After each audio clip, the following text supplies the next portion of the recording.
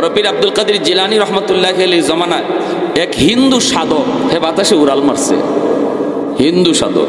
আমাদের দেশের কিছু মানুষ হইল কইল না, বাবা তুমি ওই দয়াল বাবা না, বাতাসে উড়াল মারছে। এখন হুজুরের মরিদান গিয়া কয়, হুজুর এ হিন্দু ইয়া বাতাসে উড়াল মারছে। তখন হুজুরে কয়, এটা সাধনার দ্বারা যে কেউ পারে, সাধনার দ্বারা একজন অমুসলিমও অসম্ভবকে সম্ভব কাজ করতে পারে। সাধনা এটা আল্লাহর পক্ষ থেকে না, কিন্তু আল্লাহর পক্ষ থেকে ওলিদের বিলায়ত, ওলিদের কারামত, এটা এদের সাধনার দ্বারা যে যোগ্যতা অর্জন হয় এর চেয়ে অনেক পাওয়ারফুল। এই বইলে আব্দুল কাদের জিলানী রহমতুল্লাহ গেলে পায়ের জুতা ছেড়ে দিয়েছেন, আর জুতারে বলছেন তুই যা গে এর জুতাতে ফিটাইয়া আসমান থেকে নামা। হে আকাশে উঠতেছে আর বড় পীরের জুতায় গিয়ে ফিটাইতেছে। ফিটাইয়া কয় লাম লাম, কয়ে জুতা ফিটাইয়া জমিত নামাইছে।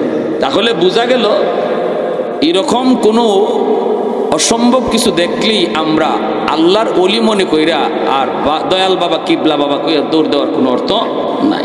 যদি আমরা আল্লাহর আয়াতের অর্থ বুঝে থাকি, সহজ অর্থ, সরল অর্থ, আলা ইন্না আউলিয়া আল্লাহি লা খাউফুন আলাইহিম ওয়া লা হুম ইয়াহজানুন আল্লাযীনা আমানু ওয়া কানু ইয়াত্তাকুন।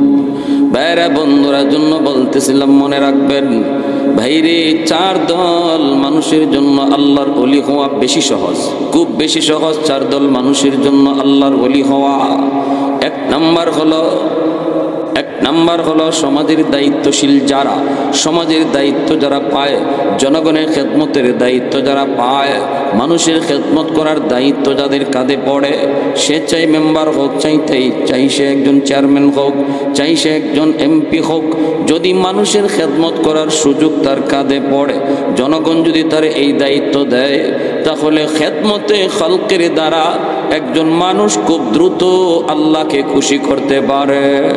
আল্লাহকে খুশি করার নাম ওই আল্লাহর বন্ধু হয়ে যাওয়া। আমি যদি আল্লাহকে খুশি করতে পারি, এর নামই হলো আল্লাহর ওলি হয়ে যাওয়া। আল্লাহকে খুশি করার একটা সহজ পথ হলো মানুষের খেদমত কইরা, মানুষের খুশি কইরা, মানুষের মন জয় কইরা আল্লাহ পাকের কুদরতি মন জয় করা যায়।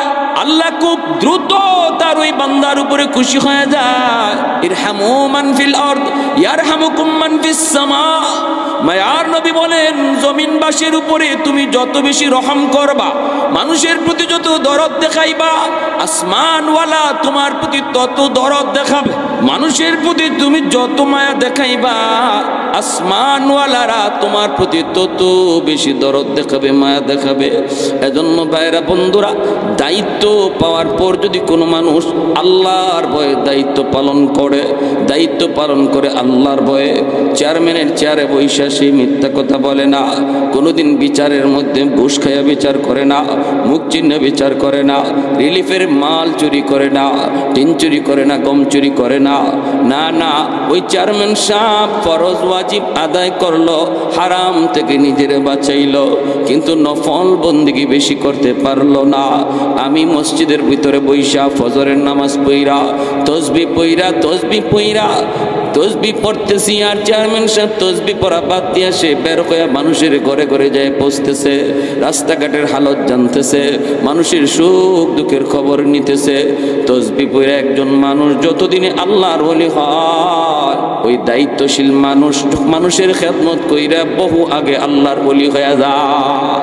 যদি এই দায়িত্ব পালনের ভিতরে আল্লাহর ভয় অন্তরে থাকে, ঠিক কিনা? হ্যাঁ, চুরি করলে, হ্যাঁ, গম চুরি, টিন চুরি, এগুলা করলে জনগণের গম খাই লিছে, টিন খাই লিছে, রাস্তার টাকা খাই লিছে, কালবাটের টাকা খাই ফেলাইছে। ময়মনসিং এক জায়গায় গেলাম, কয় হুজুর কের কালবাটার টিন, আমাকে চেয়ারম্যানের টয়লেট খাইয়া ফেলাইছে। আস্তাগফিরুল্লাহ, এইটা কেমনে?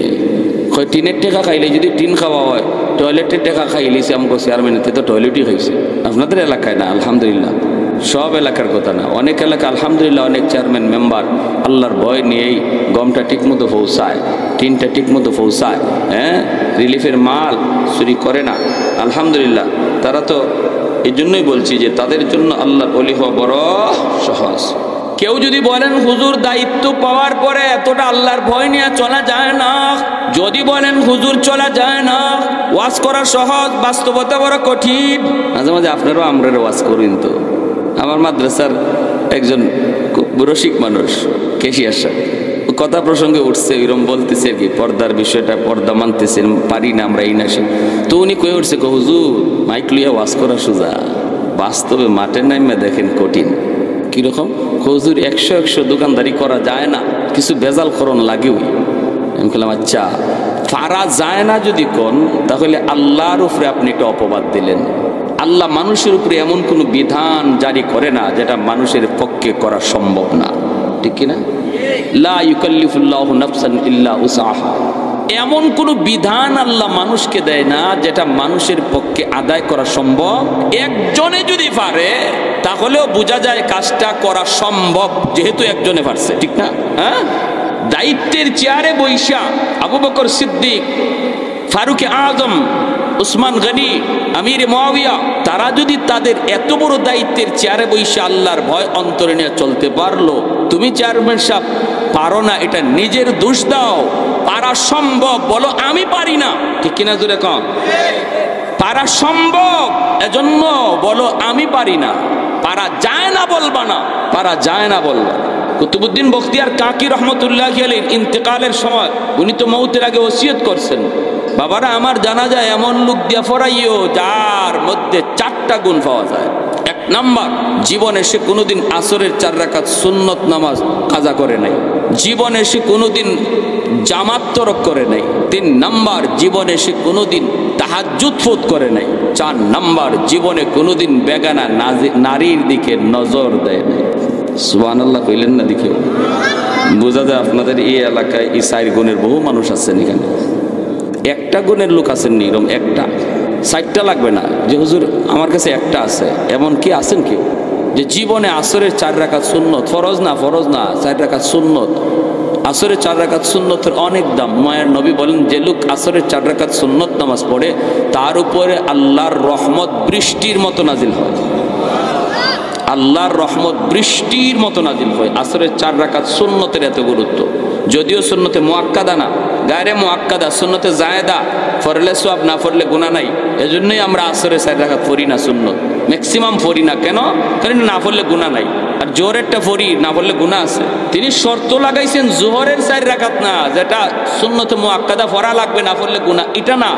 আসরের 4 রাকাত সুন্নত, যেটা না পড়লে কোনো গুনাহ নাই, কিন্তু পড়লে অধিক সওয়াব, অনেক সওয়াব, রহমত বৃষ্টির মতো নাজিল হয়। এই সুন্নতটা যার জীবনে কোনোদিন ছুটে নাই, আছেন এমন কেউ? 2 নাম্বার, জামাত যার জীবনে কোনোদিন তরক হয় নাই। কইবেন হুজুর জামাত তো বাদ, গড়েই তো নামাজ পড়ি না, ঠিক না? আর আপনি কোন সুন্নত ফরজেরই তো খবর নাই। তাহাজ্জুদ তার জীবনে ফৌত হয় নাই। এরা তো মাশাআল্লাহ এমন 2-1 বাইরে বহেরে যদি জিগান তাহাজ্জুদের টাইম কোনটা কইতো, কইব জোরে পড়ে, এটার খবর নাই। 4 নাম্বার, জীবনে কোনোদিন নারীর দিকে নজর পড়ে নাই। বেগানা নারীর দিকে নজর হঠাৎ করে পড়াটা দোষ না, নজর আটকায় রাখা, জমায়া রাখাটা দোষ। নজর পড়ে গেছে, নবী বলেন মা মিন মুসলিমিন ইয়ানজুরু ইলা মাহাসিনি ইমরাতিন আউয়ালা মাররা সুম্মা ইয়াগুদ্দু বাসারা ইল্লা আহদাসাল্লাহু লাহু ইবাদাতান ইয়াজিদু হালাওয়াতাহা। আল্লাহর নবী বলেন যদি সুন্দরী কোনো নারীর দিকে, বেগানা কোনো নারীর দিকে কারো নজর পড়লো আর সাথে সাথে চোখটা ফিরাই ফেললো আল্লাহর ভয়ে, এই লোকটার আমলের মধ্যে আল্লাহ হালাওয়াতে ঈমান দান করে। হালাওয়াত কাকে বলে? স্বাদ। মিষ্টি খাওয়ার পরে আমরা মুখের মধ্যে যেমন মিষ্টি খাওয়ার পরেও মুখে একটু মজা লাগেনি না লাগে না, মিষ্টি খাওয়া শেষ এরপরে মুখে মজা রয়ে গেছে, ঠিক তেমনি যে মানুষটা তার নজরের হেফাজত করবে, বেগানা নারীর দিকে চোখ ফিরায় রাখবে, পড়লেও সাথে সাথে ফিরাইলেছে, জমাইছে না, আল্লাহ তার নামাজের মধ্যে মিষ্টি খাওয়ার মতো স্বাদ দিয়ে দিবে, কোরআন তেলাওয়াতের মধ্যে মিষ্টি খাওয়ার মতো স্বাদ দিয়ে দিবে, জিকিরের মধ্যে মিষ্টি খাওয়ার মতো স্বাদ আল্লাহ দান করবে। এই 3টা গুণ, এই 4টা গুণ, এই 4 গুণের কেউ থাকলে আমার জানাজা তারে ফরাইতে কইবা, আর যদি এমন লোক না থাকে তাহলে জানাজা সারাই আমার দাফন দিয়ে দিও। আল্লাহর ওলি কুতুবউদ্দিন বখতিয়ার কাকি রহমতুল্লাহি আলাইহি এই শর্ত দিয়ে আল্লাহর ওলি তিনি ইন্তেকাল করলেন। লক্ষ লক্ষ মানুষের সমাগম, এত মানুষের ভিতরে জানাজা মাইকে এলান করা হলো, আসুনি এমন আল্লাহর কোনো বান্দা এই 4টা গুণ তোমার ভিতরে আছে, একটু সামনে আসো, আইসা তুমি জানাজা পড়াও। কিন্তু কেউ সাহস করে উঠে না, উঠার তো কথাও না। কে এত বড় নেককার, এত বড় পরহেজগার, উঠবে কে? সাহস তো কারো নাই। বারবার বারবার এলান করা হয়, আল্লাহর ওলির সন্তানেরাও এলান করে, যদি এমন কেউ না থাকো তাহলে বাবাকে জানাজা ছাড়াই দাফন করা লাগবে। কারণ আব্বার ওসিয়ত হলো, যদি পাওয়া না যায় তাহলে জানাজা ছাড়াই আমাকে দাফন করবা। এলানের পর এলান, এলানের পর এলান, কেউ দাঁড়ায় না। হঠাৎ করে যখন ঘোষণা হয় তাহলে তোমরা যার যার মতো করে বাড়ি চলে যাও, যার যার মতো করে বাড়িতে চলে যাও। জানাজা হবে না, জানাজা ছাড়াই ওনাকে দাফন করা হবে। এই ঘোষণা দেওয়ার পর মজলিস থেকে একজন মানুষ চাদর মুড়ি দিয়া, চেহারাটা না দেখাইয়া আওয়াজ দিয়া কই, কুতুবউদ্দিনের সন্তানেরা দাঁড়াও দাঁড়াও, আমি জানাজার নামাজ পড়াবো। লক্ষ লক্ষ মানুষ তাকায় তাকায় শুধু দৃশ্যগুলি দেখতেছে। কে সে? আল্লাহর বান্দা। কে সে? আল্লাহর বান্দা। অবশ্যই তার জীবনে কোনো দায় দায়িত্ব নাই, হয়তো সে কোনো বিয়ে শাদী করে নাই, জীবনটা মসজিদের ভিতরেই পয়সা পয়সা কাটাই দিছে। হয়তো সে বহুত বড় বৈরাগী, বহুত বড় বৈরাগী, কোনো দায় দায়িত্ব দুনিয়াদারি তার কাঁধে নাই। নতুবা এমন 4টা আমল কেমন করে সম্ভব? কেমন করে জীবনে আসরের সুন্নত তরক করে নাই? কেমন করে জীবনে কোনোদিন জামাত তরক হয় নাই? কেমন করে তার জীবনে কোনোদিন তাহাজ্জুদ ফৌত হয় নাই? কেমন করে কোনোদিন বেগানা নারীর দিকে নজর জমায় নাই?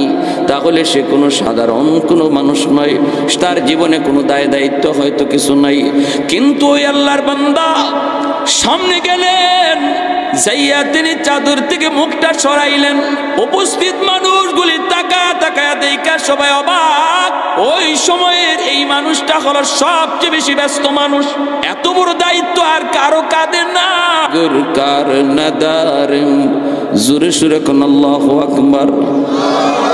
আল্লাহর ওলি তিনি ওই জায়গায় যাইয়া চাদরটা থেকে মুখটা সরাইয়া, কুতুবউদ্দিন বখতিয়ার কাকির চেহারাটা সরাইয়া আওয়াজ দিয়া বলতেছেন, ওরে কুতুবউদ্দিন, ওগো আল্লাহর ওলি, কেন তুমি এই শর্তগুলি লাগাইছো? কেন তুমি এই শর্তগুলি লাগাইছো? কেন তুমি শর্তগুলি লাগাইছো? আমি আমার জীবনের এই গোপন আমলগুলি দুনিয়ার কাউকে জানাই নাই। আমার মা জানে না, আমার বাবা জানে না, আমার স্ত্রী পর্যন্ত আমার এই আমলের খবর জানে না। আমি তো চেয়েছিলাম এই গোপন আমলগুলি শুধু আমি জানি আর আমার মালিক জানি। কেন তুমি শর্তগুলি লাগাইছো? এই শর্ত করার কারণে আমার গোপন আমল মানুষ জেনে গেল। কিয়ামতের ময়দানে যদি আমি আল্লাহর কাছে এজন্য পুরস্কার কিছু কম পাই, আল্লাহর দরবারে তোমার বিরুদ্ধে মামলা দেব। সুবহান, আর একটু জোরে কন্যা সুবহানাল্লাহ। কুতুবউদ্দিন তিনি তো ভালো করে জানতেন, তিনি জানতেন বিদায়ের শর্ত লাগাইছেন। এজন্য বলতেছিলাম, রে যুবক, তুমি যদি বলো না না হুজুর, দায়িত্ব পাইয়া এত আল্লাহ বিল্লাহ করা যায় না, চেয়ারম্যানের দায়িত্ব, মেম্বারের দায়িত্ব পাইয়া আল্লাহর ভয় নিয়ে চলা যায় না, তাহলে বলো দিল্লির সুলতান যদি পারলো তুমি কেন পারবা না? তাহলে বোঝা গেল পারা সম্ভব, তুমি পারো না, তোমার কপাল পুড়ছে, তোমার কপাল পুড়ছে। এজন্য দায়িত্ব পাওয়ার পর যেই মানুষটা দায়িত্ব আল্লাহর ভয়ে পালন করবে, ছোট হোক বড় হোক, মসজিদের দায়িত্ব হোক, মাদ্রাসার দায়িত্ব হোক, যে কোনো প্রতিষ্ঠানের দায়িত্ব হোক, সে দায়িত্ব ছোট হোক বড় হোক, যদি দায়িত্ব ঠিকমতো পালন করে আল্লাহর ভয়ে, কখনো আমানতে খেয়ানত করে না, আমানতে খেয়ানত করে না। রব্বুল আলামিন, আল্লাহ পাক রব্বুল আলামিন তার উপরে খুশি হয়, কারণ মানুষ তার উপরে খুশি, আল্লাহ তার উপরে খুশি। যেরকম সুবহানাল্লাহ। 2 নাম্বার হলো ওই যুবক, যেই যুবক যৌবনে আল্লাহর গোলামি করে। সুবহানাল্লাহ। যেই যুবক যৌবনে আল্লাহর গোলামি করে তার জন্য আল্লাহর ওলি হওয়া সহজ, কারণ দুনিয়াতে এমন কোন আল্লাহর ওলি নাই যেই ওলি যৌবনে আল্লাহর ওলি হয় নাই রে ভাই। এজন্য যৌবন কালটা হলো আল্লাহর ওলি হওয়ার বয়স, যৌবন কালটা হলো আল্লাহকে খুশি করার বয়স। যৌবন কালে আল্লাহ পাক যুবকের ইবাদতের উপরে বেশি খুশি হয়ে যায়, কারণ হলো লা ওয়ারা আকাল কাফি। নবীজি বলেন, আল্লাহর নবী বলেন, গুনাহ করার সামর্থ্য আছে, শক্তি আছে, সুযোগ আছে, এরপরও যেই মানুষটা গুনাহ করে না সেই হলো তোমাদের ভিতরে আল্লাহর ওলি, সেই হলো তোমাদের ভিতরে বড় পরহেজগার। গুনাহ করার শক্তি আছে, সামর্থ্য আছে, সুযোগ আছে, এরপরও করে না, সে হলো তোমাদের ভিতরে বড় পরহেজগার।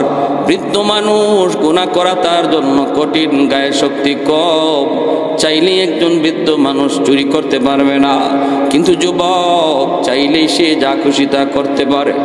আওয়াজ দিয়ে এখন ঠিক কিনা? গানের আয়োজন করতে পারে, ওয়াজের আয়োজন না কইরা, ঠিক না? এই যুবকগুলি, যে যুব সমাজ, তারা চাইলে খেলার আয়োজন করতে পারত, গানের আয়োজন করতে পারত। চেয়ারম্যান সাহেব যদি নিষেধ দেয়, চেয়ারম্যানের দুই রাইনের সভাপতি বানাই দিবে। হ্যাঁ, ক্ষমতা তারা। যুব সমাজ এক যদি হয়ে যায়, এলাকার মেম্বার সাহেব, মুরব্বী কেউ যদি বাধা দেয়, বেটা গান করাইস না, রাত্রে গিয়া গড় হামাইয়া কইব পিস্তল ধইরা, কালকের গানে অনুষ্ঠানের সভাপতি তুমি। তো ইজ্জত কমলো না, বাড়লো না, কমলো?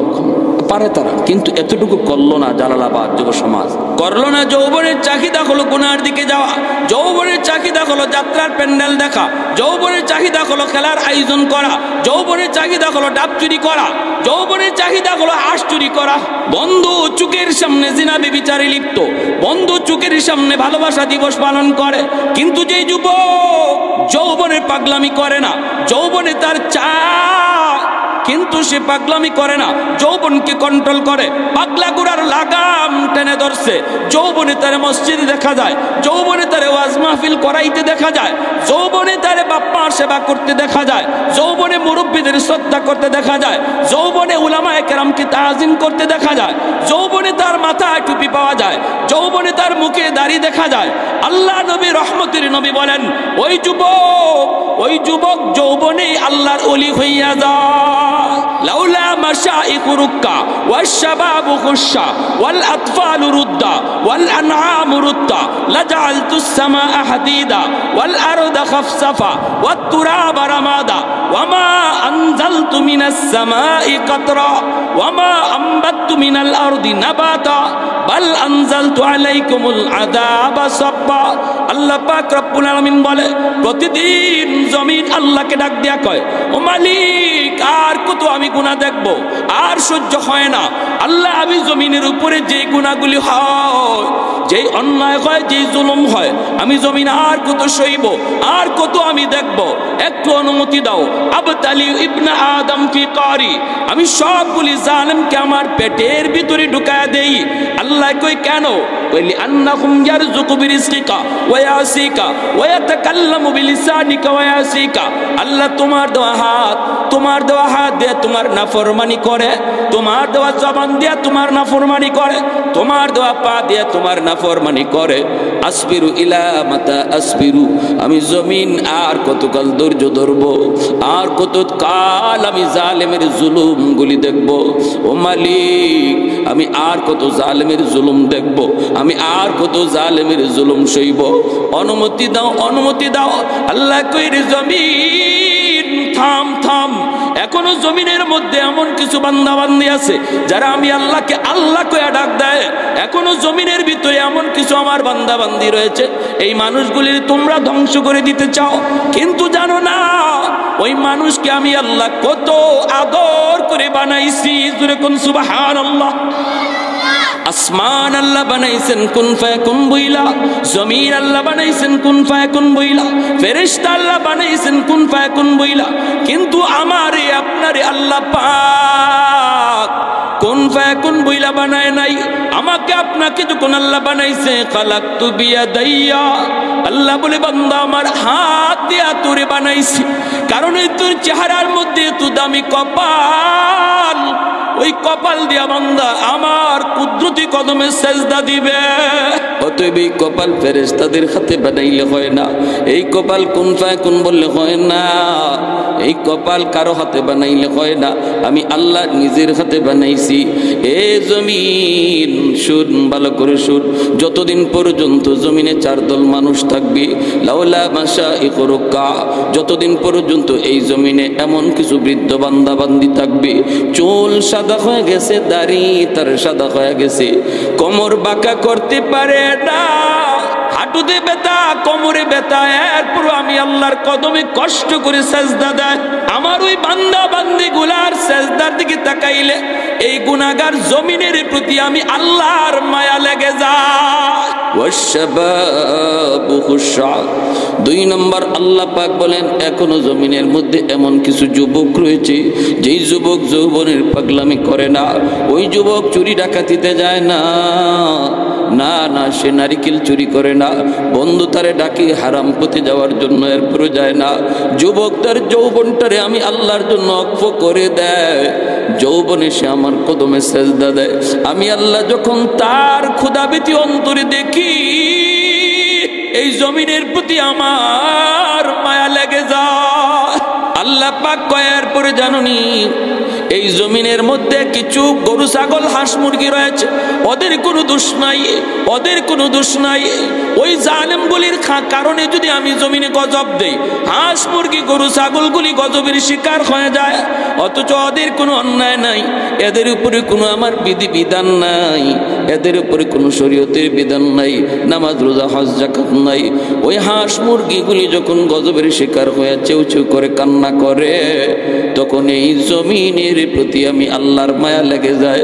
4 নম্বরে আল্লাহ বলেন ওয়াল আতফালু রুদ্দা, এই জমিনের ভিতরে প্রতিটা ঘরে ঘরে কিছু শিশু বাচ্চা আছে, ওই বাচ্চাগুলির কোনো অন্যায় নেই, কোনো অপরাধ নাই, এই বাচ্চাগুলির উপরে শরীয়তের কোনো বিধান এখনো চালু হয় নাই, তার উপরে নামাজ নাই, রোজা নাই, তার বাবা তার মা জালেম, বাবার গুনার কারণে জমিনে গজব আসতে চায়, কিন্তু এই গজবের শিকার তো বাচ্চাটা হয়ে যায়। ওই বাচ্চাটা যখন কান্না করে আমি আল্লাহর তখন জমিনের প্রতি মায়া লেগে যায়।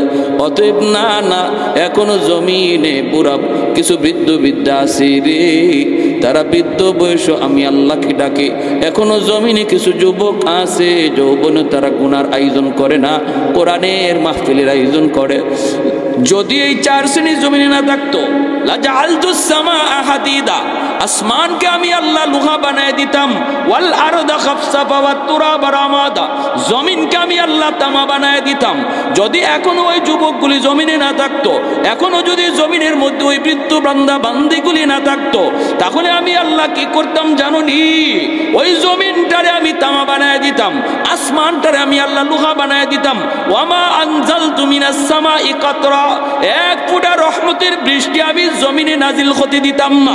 ওয়ামা আম্বাতু মিনাল আরদি নাবাতা, একটা শস্যের দানাও আমি জমিন থেকে উৎপন্ন হতে দিতাম না। বাল আনজালতু আলাইকুমুল আযাবা সাব্বা সাব্বা, বরং পর জমিনে শুধু গজব আর গজব নাজিল হইতো, গজব আর গজব নাজিল হইতো। বাংলার মুসলমান এখনো উলামায়ে কেরামকে তাজিম করে, এখনো মাদ্রাসাকে কদর করে, এখনো ওয়াজ মাহফিলের আয়োজন করে, এখনো লক্ষ লক্ষ কোরআনের হাফেজ ফজরের আগেই কোরআন তেলাওয়াতে মগ্ন থাকে। তুরস্কের 7.9 মাত্রার ভূমিকম্পে গোটা তুরস্ক ধ্বংসস্তূপে পরিণত হয়ে গেল। সিরিয়াতে এখনো মানুষ খুঁজে বের করে। এরে যুবক, একটু দিলটা নরম করে কথাগুলি শোনো। জানুনি চোখের সামনেই তো তুরস্কের হালত দেখতেছ, সিরিয়ার হালত তুমি দেখতেছ, অথচ বাংলাদেশে এই মাত্রার ভূমিকম্প কয়েক বছর আগে ফজরের আগে হয়েছে। ওই একই মাত্রা ভূমিকম্প তুরস্কে হলো, ধ্বংসস্তূপ হয়ে গেল, ধ্বংসস্তূপ, লক্ষ লক্ষ মানুষ আহত নিহত হলো। বাংলাদেশে কেন এতটা ক্ষতি হয় নাই? একটাই কারণ বাংলার তখন আমি আর তুমি ঘুমাইছিলাম, কিন্তু টেকনাফ থেকে তেতুলিয়া পর্যন্ত লক্ষ লক্ষ মাদ্রাসার লক্ষ লক্ষ কোরআনের হাফেজ তারা কোরআন তেলাওয়াতে মগ্ন ছিল। আমি আর তুমি যখন ঘুমে, তখন মাদ্রাসার ছাত্ররা কোরআন পড়ে। শীতের জন্য কষ্ট করে ফজরের নামাজ পড়তে উঠতে পারি না। আর মাদ্রাসার ছোট ছোট তালেবে এলেম হিফজের ছাত্ররা তখন অজু কইরা ঠান্ডা পানিতে আমার মাওলার কালাম নিয়ে কোরআন তেলাওয়াতে বসে যায়। এই আওয়াজটা আল্লাহ পাক রব্বুল আলামিন শুনেনি না শুনে না, এই দৃশ্য আল্লাহ দেখেনি না দেখে না। শুধু এজন্য আল্লাহ পাক রব্বুল আলামিন বাংলার জমিনকে আল্লাহ পাক হেফাজত করেছে। এর যুবক, এজন্য বলতেছি একটু মনোযোগ দিয়ে কথাগুলি শোনো। যৌবন কালটা হলো আল্লাহর ওলি হওয়ার বয়স। যৌবন কালটাতে তুমি নিজের গুনাহ থেকে যত বাঁচাইবা তত আল্লাহর ওলি হয়ে যাইবা। এ যুবক, আজ যৌবন কালটারে তুমি গুরুত্ব দিচ্ছ না, মনে করতেছো বৃদ্ধ বয়সে নামাজ ধরবো, আর একটু বয়স হোক তারপরে রোজাগুলি রাখবো। আসতেছে সামনে রমজান মাস, এই যে রজব চলতেছে, তারপরে শাবান, তারপরে রমজান। এ যুবক, এখনো হয়তো তুমি রোজা রাখার পাক্কা ইরাদা করো নাই, কিন্তু তুমি কি জানো না, আজ এমন একটা যুগ চলতেছে যেই যুগে মানুষের গড় আয়ু 60-70 বছর পায় না, চরম 40-50-এর ভিতরে মানুষ চলে যাইতেছে। এক সময় বাজারে গেলে পরে সাদা দাড়ি সাদা চুল অনেক মানুষ, মুরব্বী মানুষ বাজারে দেখা যাইতো, রাস্তাঘাটে মুরব্বী দেখা যাইতো। আস্তে আস্তে মুরব্বী শূন্য হয়ে যাচ্ছে, মানুষ মুরব্বী হওয়ার বয়স পায় না, যৌবনে কবরে চলে যেতে হয়। যৌবন কালে চোখের সামনে তাকায় দেখো, খেলার সাথে কবরে চলে গেল, লেখাপড়ার সাথে তোমার কবরে চলে গেল। একটু তাকায় দেখো না, আজ নয় কাল তোমার কানে মৃত্যু সংবাদ। বন্ধু স্ট্রোক করে মারা গেল, অ্যাক্সিডেন্ট করে মারা গেল।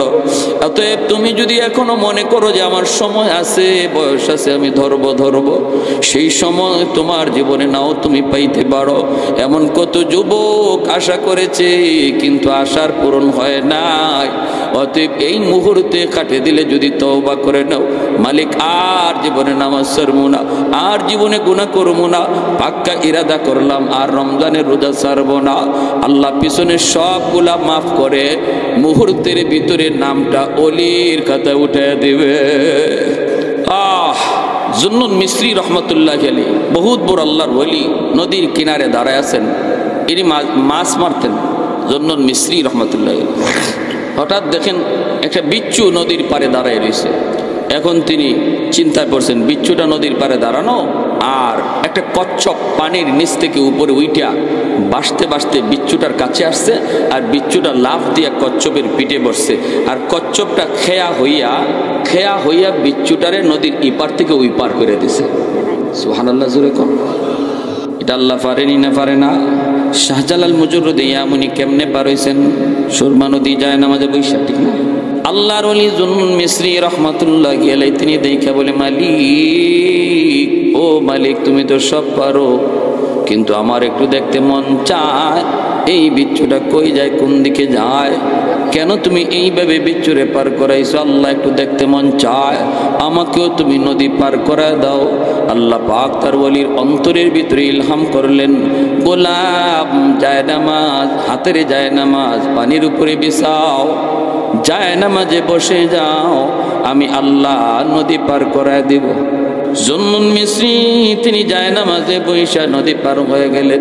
ওলিদের কারামত, কারামতুল আউলিয়া ই হাক্কুন, ওলিদের কারামত বেশ সঠিক, কোনো সন্দেহ আছে? আছে কিছু বাংলাদেশের বাইরে কিছু আল্ট্রা মডার্ন এই ধরনের কোনো ওয়াজ মাহফিল কথা বললে গাঞ্জাগুরি কথা কয়, নাউজুবিল্লাহ, জোরে কই ফেছে? কোরআনও নাই, হাদিসও নাই, কই ফেছে? এগুলো কি সম্ভব? আরে আহমকের আহমক, তুই তো নিজেই বুঝোস না, এগুলা তো ওলির নিজের ক্ষমতা না, আল্লাহ করায়। আল্লাহ যদি করায় তাহলে সব অসম্ভব সম্ভব হয়ে যায়।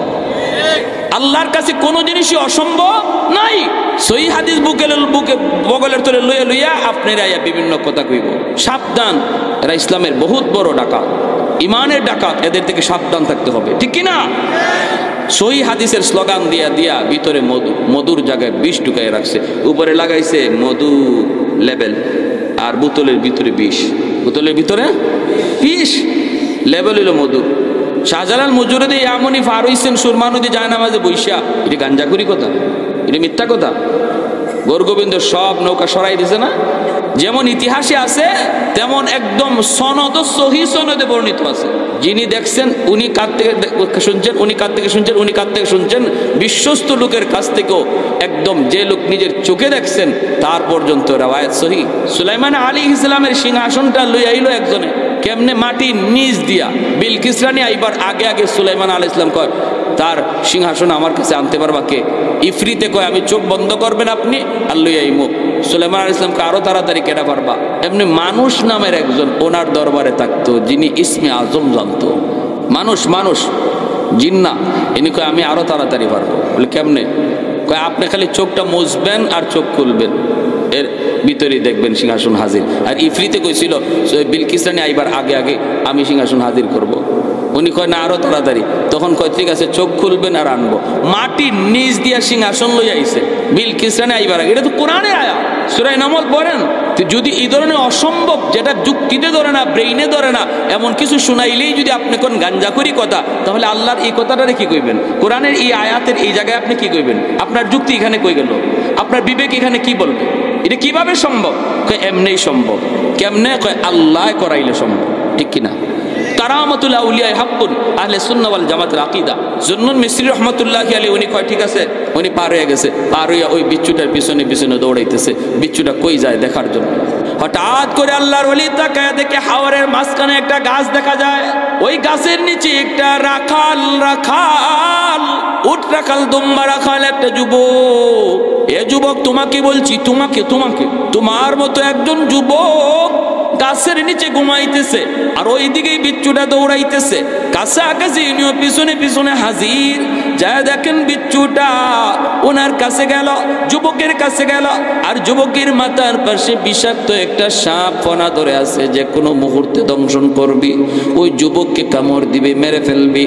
বিচ্ছুটা যাইয়েই দেরি করলো না, লাফ দিয়া সাপের মাথার মধ্যে বসলো, বৈশেই সাপটারে কামড় দিল। বিষাক্ত সাপ মুহূর্তের ভিতরে বিচ্ছুর কামড়ে সাপ মারা গেল। যেই সাপ আসছিল যুবককে মারার জন্য, ওই সাপে আল্লাহ পাক বিচ্ছু দিয়া মারায় দিল। এইবার জুন্নুন মিসরি যুবকরে ঘুম থেকে উঠাইলেন, উঠে বলতেছেন রে যুবক, বলো না জীবনে কি নেক আমল করেছো, বলো না কি নেক আমল তুমি করেছো, যার কারণে আল্লাহ পাক তার কুদরতে বিচ্ছুরে নদীর ওই পার থেকে পাঠাইয়া তোমাকে আল্লাহ বাঁচাইছে। সুবহানাল্লাহ। আলা ইন্না আউলিয়া আল্লাহ লা খাউফুন আলাইহিম ওয়ালা হুম ইয়াহজানুন। আল্লাহ রাব্বুল আলামিন কই ভয় নাই, তোমার জীবনের ভয়ের বস্তু আমি আল্লাহ দেখবো, জিম্মাদারি আল্লাহর। যুবকরে ডাক দিলেন, যুবক কি নেক আমল করেছো?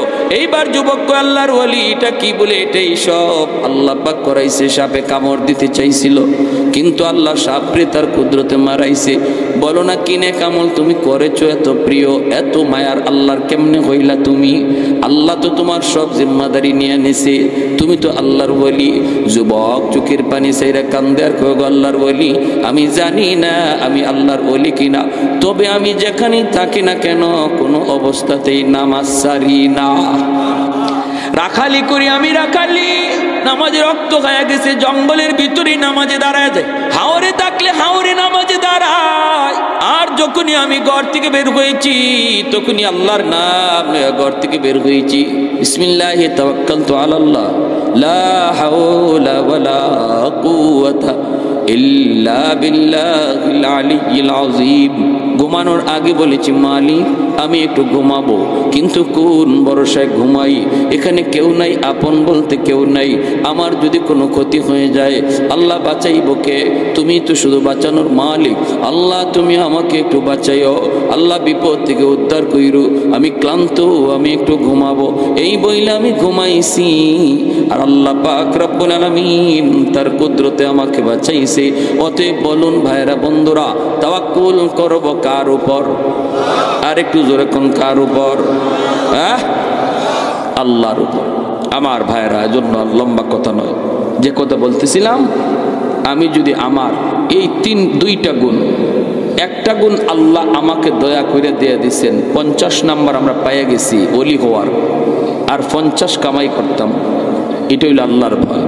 আসতেছে রমজান মাস, রজব মাস চলে, মায়ার নবী দোয়া করছেন আল্লাহুম্মা বারিক লানা, সবাই পড়েন আল্লাহুম্মা বারিক লানা ফি রাজাবা ওয়া শাবান ওয়া বাল্লিগনা রমাদান।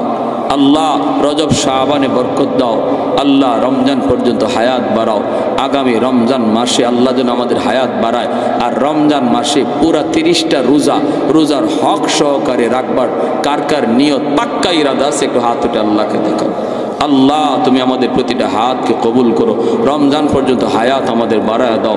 আল্লাহ সুস্থতার